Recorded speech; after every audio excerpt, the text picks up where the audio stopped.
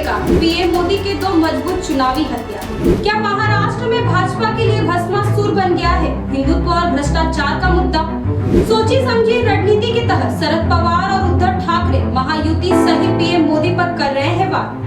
राष्ट्रवादी अजित पवार के सत्तावादी बन जाने के बाद भी महाविकास अघाड़ी की एकता दिख रही है बरकरार।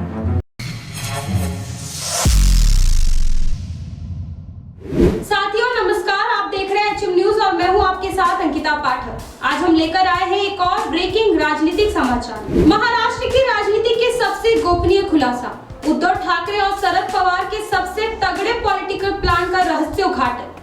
आज हम चर्चा करेंगे कि कैसे उद्धव ठाकरे और शरद पवार 2024 में होने वाले लोकसभा चुनाव की बिसात बिछा रहे हैं। कैसे शरद पवार और उद्धव ठाकरे मिलकर प्रधानमंत्री नरेंद्र मोदी के उन दो ब्रह्मास्त्रों को शक्तिहीन बनाने जा रहे हैं, जिनके बूते महाराष्ट्र में भाजपा अब तक प्रचंड बहुमत पाती रही है। साथियों, जैसा कि आप सभी जानते हैं कि 17वीं लोकसभा के गठन के लिए 2019 में हुए 7 चरणों में हुए लोकसभा चुनाव में भाजपा ने 303 सीटें जीती थी। लोकसभा में सबसे ज्यादा 80 सीटें उत्तर प्रदेश में है। 2019 में भाजपा ने यहां से 62 सीटें जीती थी। हालांकि 2014 के लोकसभा में बीजेपी ने यहां से 71 सीटें जीती थी। यूपी के बाद सबसे ज्यादा 48 लोकसभा सीटें महाराष्ट्र में है, लेकिन बीजेपी यूपी से ज्यादा ध्यान महाराष्ट्र पर दे रही है, क्योंकि यूपी में बुलडोजर पर सवार मुख्यमंत्री योगी आदित्यनाथ बीजेपी के लिए जोरदार बैटिंग कर रहे हैं, इसलिए बीजेपी को वहां ज्यादा चिंता नहीं है। लेकिन महाराष्ट्र में जिस तरह सत्ता की नौटंकी चल रही है, उसमें बीजेपी के जोड़ तोड़ के सारे दांव उल्टे पड़ते जा रहे हैं। बता दें कि बीजेपी ने महाराष्ट्र में जांच एजेंसियों का चाबुक चलाकर एकनाथ शिंदे से शिवसेना में बगावत कराई और सत्ता में आ गई। उद्धव ठाकरे से उनकी पार्टी का नाम और चुनाव चिन्ह भी झटक लिया गया, लेकिन महाराष्ट्र के जनमानस में इसका विपरीत असर हुआ। उद्धव ठाकरे को जनता सहानुभूति मिलने लगी, इससे बीजेपी परेशान हो उठी, क्योंकि उद्धव ठाकरे को इस तरह की सहानुभूति मिलने का मतलब साफ है कि चुनाव में जनता उद्धव ठाकरे को समर्थन देगी। बीजेपी ने भले ही शिंदे को अपने पाले में कर लिया, लेकिन उद्धव ठाकरे को मिल रहे जन समर्थक ने उसे बेचैन कर दिया।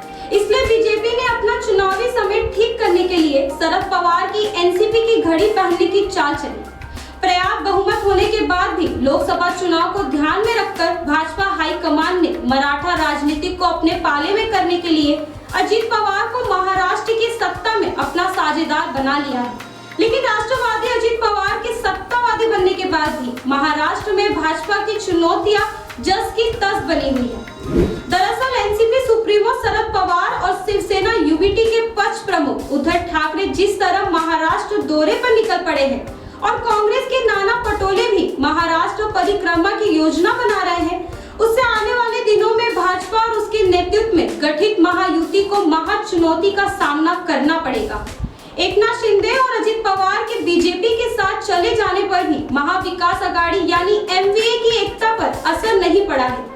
महाराष्ट्र भाजपा के सुपरस्टार नेता और महाराष्ट्र के उप मुख्यमंत्री देवेंद्र फडणवीस बार बार ये बताते नहीं थक रहे कि शिंदे और बीजेपी का जोड़ फेविकोल की जोड़ की तरह मजबूत है। लेकिन महाराष्ट्र की मौजूदा राजनीतिक परिस्थितियों को देखते हुए तो यही लगता है कि एमवीए गठबंधन में वही फेविकोल का जोड़ है जो एकनाथ शिंदे और अजित पवार की महाबगावत के बाद भी नहीं टूट रहा है। खैर, मामला यह नहीं है कि किसका जोड़ कितना मजबूत है, महत्वपूर्ण बात तो यह है कि एमवीए खेमे ने अब भाजपा को जनता से जुड़े असली मुद्दों पर खींच लाने की रणनीति तैयार की है। अजित पवार के भाजपा खेमे में चले जाने के बाद महाविकास अघाड़ी एमवीए ने विशेषकर उद्धव ठाकरे और शरद पवार ने भाजपा के हिंदुत्व और भ्रष्टाचार जैसे ब्रह्मास्त्र माने जाने वाले मुद्दों पर भाजपा को घेरने और भाजपा को महंगाई, बेरोजगारी और सांप्रदायिक एकजुटता जैसे मुख्य मुद्दों पर खींच लाने की रणनीति के तहत काम करना शुरू किया है। एनसीपी सुप्रीमो शरद पवार ने भ्रष्टाचार के मुद्दे पर भाजपा को यह कहकर घेरा कि जिस पार्टी को पीएम मोदी 70,000 करोड़ के घोटाले में लिप्त बता रहे थे, आज उसी को सरकार में हिस्सेदारी दे रहे हैं। उद्धव ठाकरे ने भी भाजपा को इस कदम पर घेरते हुए उसके भ्रष्टाचार प्रेम की कमजोर कड़ी पर हमला किया। इसी तरह शरद पवार ने उद्धव ठाकरे के हिंदुत्व को सर्वसमावेशक बताया, जबकि भाजपा के हिंदुत्व को वर्ग विशेष के लिए हितकारी बताया। महत्वपूर्ण बात यह है कि महाराष्ट्र की सत्ता में अपने साझेदार दागियों के बोझ तले दबी भाजपा अब भ्रष्टाचार पर ठाकरे और पवार की वार से बिलबिला उठी है। शरद पवार और उद्धव ठाकरे को यह बताने का कोई मौका नहीं चूक रहे हैं कि किस तरह भाजपा ऐसे लोगों के साथ महाराष्ट्र की सत्ता में है जिन पर पहले से ही भ्रष्टाचार के गंभीर आरोप लगे हैं। ईडी और सीबीआई जैसे जांच एजेंसियों का उन पर शिकंजा कसा हुआ है। एकनाथ शिंदे और अजित पवार के साथ ऐसे कई विधायक फिलहाल भाजपा के गठबंधन में हैं, जिन पर जांच एजेंसियों का शिकंजा कसा है। ऐसे में चुनावी सभाओं में भाजपा छाती ठोककर भ्रष्टाचार का विरोध नहीं कर पाएगी। इसी तरह अपने सॉफ्ट हिंदुत्व को साथ लिए हुए उद्धव ठाकरे एमवीए का हिस्सा है। इसके चलते एमवीए को हिंदुत्व के मुद्दे पर घेरने में भी भाजपा उतनी कामयाब नहीं दिख रही है। हालांकि भाजपा की ओर से नितेश राणे और रवि राणा जैसे विधायक उद्धव ठाकरे के हिंदुत्व पर ही प्रहार कर भाजपा के हिंदुत्व के मुद्दों को चुनावी संजीवनी बनाए रखने का भरसक प्रयास कर रहे हैं, पर इसकी सफलता को लेकर संदेह है। यदि महाराष्ट्र परिक्रमा पर निकले शरद पवार और उद्धव ठाकरे महाराष्ट्र की जनता को यह समझा पाने में कामयाब रहते हैं कि बीजेपी का हिंदुत्व सर्वसमावेश नहीं है और भाजपा को भ्रष्टाचारियों का साथ पसंद है, तो यह भाजपा के लिए तगड़ा झटका होगा। पीएम मोदी बार बार कहते रहते हैं कि न खाऊंगा न खाने दूंगा, लेकिन महाराष्ट्र में दल बदल की नौटंकी ने उनके इस दावे को जुमला बनाकर रख दिया है।